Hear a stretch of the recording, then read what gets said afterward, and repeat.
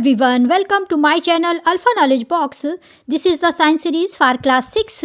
हम पढ़ रहे हैं NCERT क्लास 6 साइंस का chapter 13 fun with magnets and this is the part 2 video of this chapter. इस वीडियो में 2 टॉपिक्स को कवर करेंगे. Number 1 magnetic and non magnetic materials, यानी इसमें ये जानेंगे कि कौन से मटेरियल्स या सब्सटेंसेस मैग्नेटिक होते हैं और कौन से नॉन मैग्नेटिक होते हैं. इसे समझेंगे एक्टिविटी 2 के द्वारा. एक्टिविटी 3 के द्वारा ये जानेंगे कि किसी भी सॉइल में मैग्नेट के पार्टिकल्स प्रेजेंट है या फिर प्रेजेंट नहीं है. Second topic poles of magnet, यानी किसी मैग्नेट में कितने पोल्स होते हैं यानी ध्रुव होते हैं. इसे समझेंगे एक्टिविटी 4 के द्वारा. पार्ट 1 वीडियो में डिस्कस किया था discovery of magnet, what is a magnet, different type of magnet and different shape of magnet. अगर अभी तक आपने पार्ट 1 वीडियो नहीं देखी है तो उसकी लिंक आपको इसी वीडियो के डिस्क्रिप्शन बॉक्स में मिल जाएगी. चलिए वीडियो को स्टार्ट करते हैं. Magnetic and non magnetic material, इसे समझेंगे एक्टिविटी 2 के द्वारा, जहां पर आपको मैग्नेस की स्टिक की तरह एक स्टिक बनानी है. Let us walk in the foot step of मैग्नेस only. This time we will change the position of the magnet and the iron. There will be a magnet at the end of our shuffled stick. We can attach a small magnet to a hockey stick, walking stick or a cricket wicket with a tape or some glue. यहाँ पर ये बोला जा रहा है कि आपको मैग्नेस की तरह एक स्टिक बनानी है, लेकिन दोनों स्टिक में डिफरेंस ये है कि मैग्नेस की स्टिक में यहाँ पर आयरन लगा हुआ था, आपको यहाँ पर मैग्नेट लगाना है. और ये स्टिक आपको घर पर आपके ग्रैंडपा ग्रैंड मदर की मिल जाएगी, या फिर आपके घर के आसपास कोई ट्री हो तो वहाँ से आप इस स्टिक को ले सकते हैं. या फिर ये स्टिक आपकी हॉकी की स्टिक हो सकती है, वॉकिंग स्टिक, या फिर क्रिकेट का विकेट हो सकता है. यानी इस एक्टिविटी को परफॉर्म करने के लिए आपके पास एक स्टिक का होना ज़रूरी है और एक आपको मैग्नेट चाहिए. इस मैग्नेट को आपको यहाँ पर किसी थ्रेड से या ग्लू से अच्छी तरह से फिक्स कर देना है, या फिर इस तरह की स्टिक है तो यहाँ पर इस मैग्नेट को आपको यहाँ पर फिक्स कर देना है. Let us now go out on a magnets walk through the school playground. What does our magnet stick pick up from the school playground and what about object in the classroom. यहाँ पर आपको ये ध्यान देना है कि जब इस स्टिक को लेकर के आप मैग्नेस वॉक किया आपने, यानी मैग्नेस की तरह वॉक किया, तो प्ले ग्राउंड में जो भी चीज़ें थी उसमें से कौन सी चीज़, कौन सा ऑब्जेक्ट इस स्टिक से चिपक गया, इसने पिकअप किया. या फिर क्लासरूम में जब आपने इस एक्टिविटी को दोहराई तो क्लासरूम में किन ऑब्जेक्ट को इसने पिकअप किया. या collect various object of day to day use from your surrounding. अपने चारों ओर के उन ऑब्जेक्ट्स को कलेक्ट करिए जो डे टू डे यूज़ होते हैं. Test these with the magnet stick, और इन्हें मैग्नेस स्टिक के द्वारा टेस्ट करिए. You can also take a magnet, touch this object with it and observe with object stick to the magnet.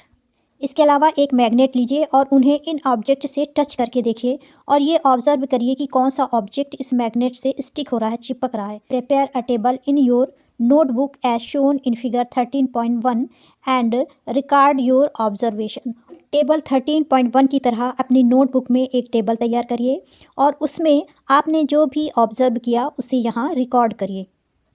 Look at last column of table 13.1 and note the object that are attached by a magnet. Now make a list of material from which these object are made.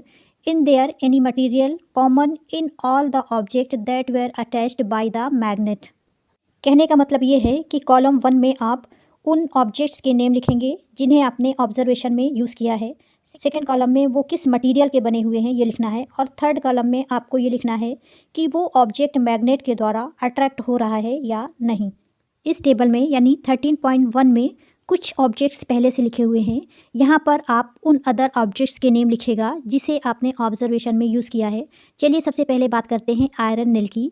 इसका material है iron, इसलिए last column में आप लिखेंगे yes, यानी ये stick या magnet को अट्रैक्ट कर रहा है. सेकेंड है स्केल, इसका मटेरियल है प्लास्टिक और ये किसी भी मैग्नेट को या फिर स्टिक जो बनाई है उसे अट्रैक्ट नहीं करेगा, इसलिए यहाँ पर नो लिखना है। इसी तरह से शू को देखें तो इसका मटेरियल है लेदर। लेदर भी मैग्नेट से अट्रैक्ट नहीं होगा या आपने जो स्टिक बनाई है उससे अट्रैक्ट नहीं होगा, इसलिए यहाँ पर आप नो लिखेंगे। आयरन नेल की बात करें तो ये आयरन का बना हुआ होता है, इसलिए ये मैग्नेट से या स्टिक से अट्रैक्ट होगा, यहाँ पर आप यस लिखेंगे। पेंसिल वुड की बनी हुई होती है, यानी इसका मटेरियल वुड है और ये मैग्नेट से या स्टिक से अट्रैक्ट नहीं होगा, इसलिए यहाँ पर भी आप नो लिखेंगे। We understand that magnet attract certain material where as some do not get attracted toward magnet.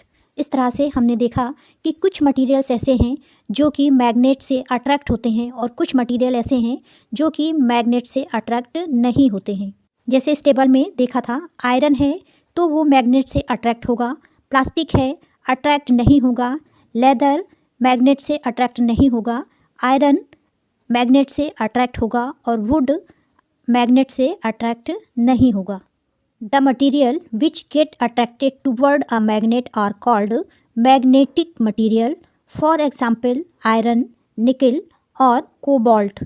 ऐसे मटीरियल्स जो कि मैग्नेट की तरफ अट्रैक्ट होते हैं उन्हें हम मैग्नेटिक मटीरियल कहते हैं और इसके एग्जाम्पल्स हैं iron, nickel and cobalt. The materials which are not attracted toward a magnet और नॉन मैग्नेटिक मटीरियल, यानी ऐसे मटीरियल्स जो कि मैग्नेट की तरफ अट्रैक्ट नहीं होते हैं उन्हें हम नॉन मैग्नेटिक मटीरियल्स कहते हैं। What materials did you find to be non magnetic from table 13.1, यानी टेबल 13.1 में वो मटीरियल्स हैं जो कि मैग्नेट से अट्रैक्ट नहीं होते हैं, प्लास्टिक, लेदर और वुड, और वो मटेरियल जो कि मैग्नेट से अट्रैक्ट होते हैं वो है आयरन। इसके अलावा निकल एंड कोबाल्ट ऐसे मटेरियल हैं जो कि मैग्नेट की तरफ अट्रैक्ट होते हैं और इन्हें मैग्नेटिक मटेरियल कहते हैं।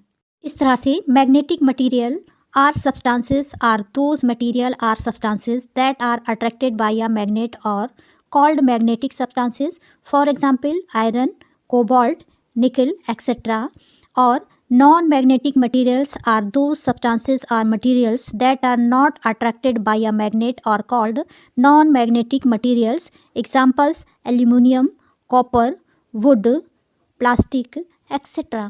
अब क्वेश्चन ये है, इज सॉइल आ मैग्नेटिक और नॉन मैग्नेटिक मटेरियल, यानी सॉइल एक मैग्नेटिक मटेरियल है या फिर नॉन मैग्नेटिक मटेरियल है। इसे समझेंगे एक्टिविटी 3 के द्वारा।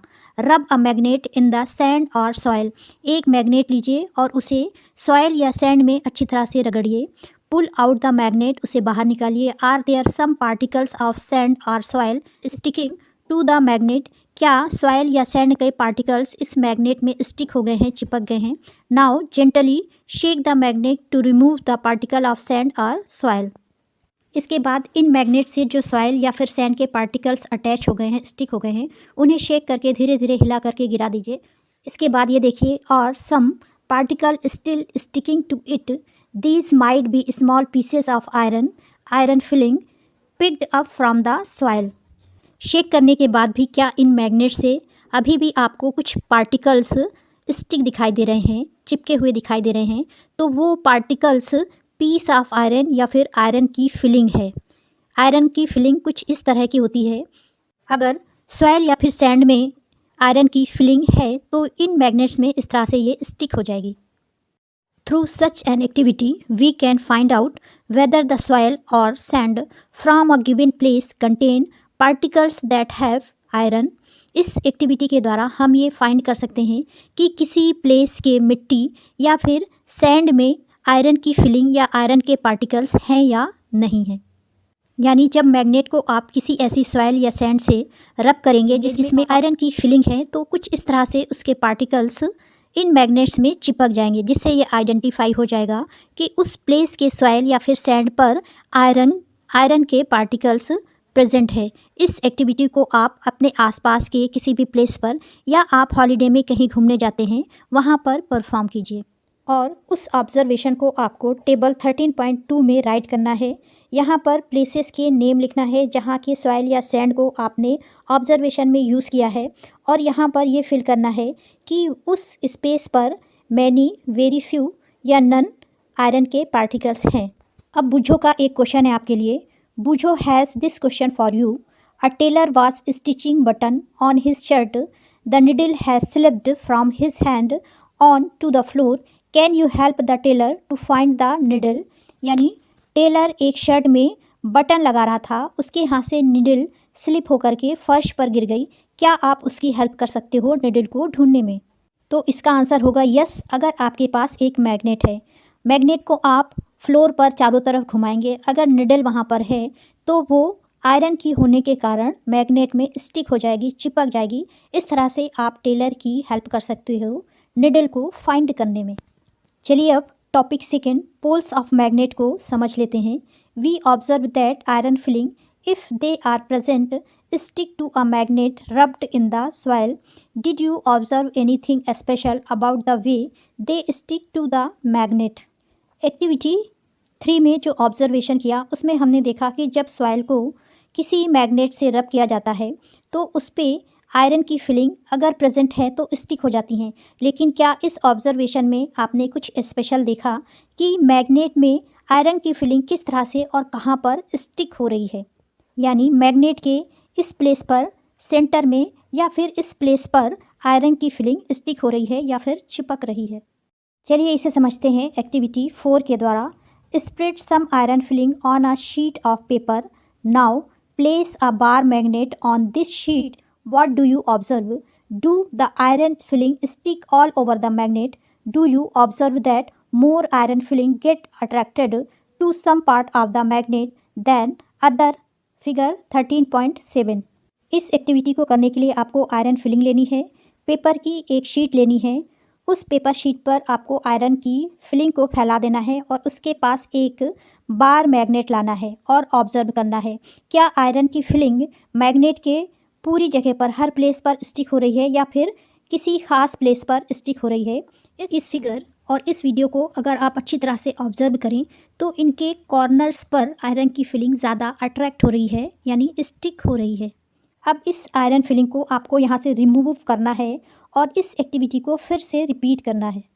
अगर आप इस एक्टिविटी को फिर से रिपीट करते हैं तो do you observe any change in the pattern with which the iron filling get attracted by different part of the magnet?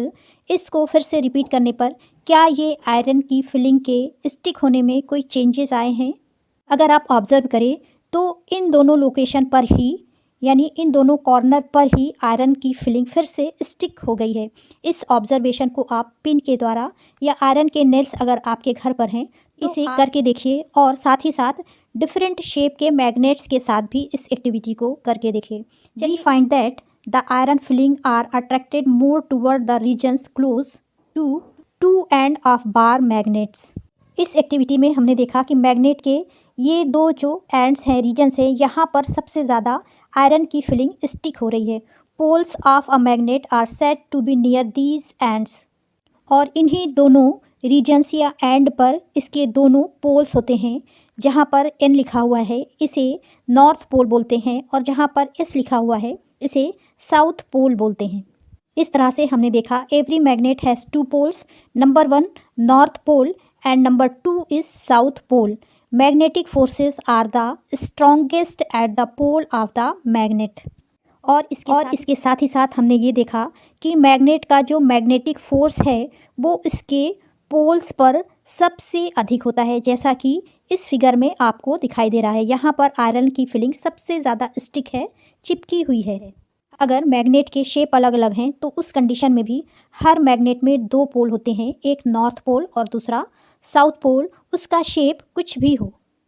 अब अगर आपके माइंड में ये क्वेश्चन आ रहा है कि अगर कोई मैग्नेट बीच से ब्रेक हो जाए तो क्या उसमें दोनों पोल्स होंगे, तो इसका आंसर यस है। इस फिगर को देखिए, ये मैग्नेट जब बीच से ब्रेक हो गया और 2 पार्ट्स में डिवाइड हो गया तो इसमें दोनों पोल्स हैं, south pole, north pole, south pole and north pole. इसी तरह से अगर ये पीस भी 2 पार्ट्स में ब्रेक हो जाए, टूट जाए, तो इनसे बनने वाले जो पार्ट्स हैं उसमें भी साउथ पोल और नॉर्थ पोल होगा। कहने का मतलब ये है कि मैग्नेट के ब्रेक होने पर भी उसके पोल्स हमेशा रहते हैं, एक पोल साउथ और दूसरा नॉर्थ पोल। अब पहेली की तरफ से आपके लिए एक पजल है। You are given 2 identical bar which look as if they might be made of iron. One of them is a magnet while the other is a simple iron bar. How will you find out which one is a magnet?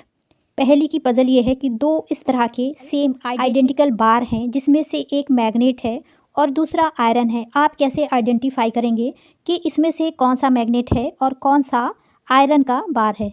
तो इसका simple सा answer है, एक iron का object लीजिए और उसे इन दोनों बार के पास लाइए। इसमें से जो भी बार उस ऑब्जेक्ट को अपनी तरफ अट्रैक्ट करेगा वो मैग्नेट है और जो अट्रैक्ट नहीं करेगा वो मैग्नेट नहीं है बल्कि आयरन की एक बार है। This is the end of video. Next video में फाइंडिंग डायरेक्शन टॉपिक को कवर करेंगे। Thanks for watching. अगर आपको ये वीडियो अच्छी लगी हो तो please like share and subscribe करें।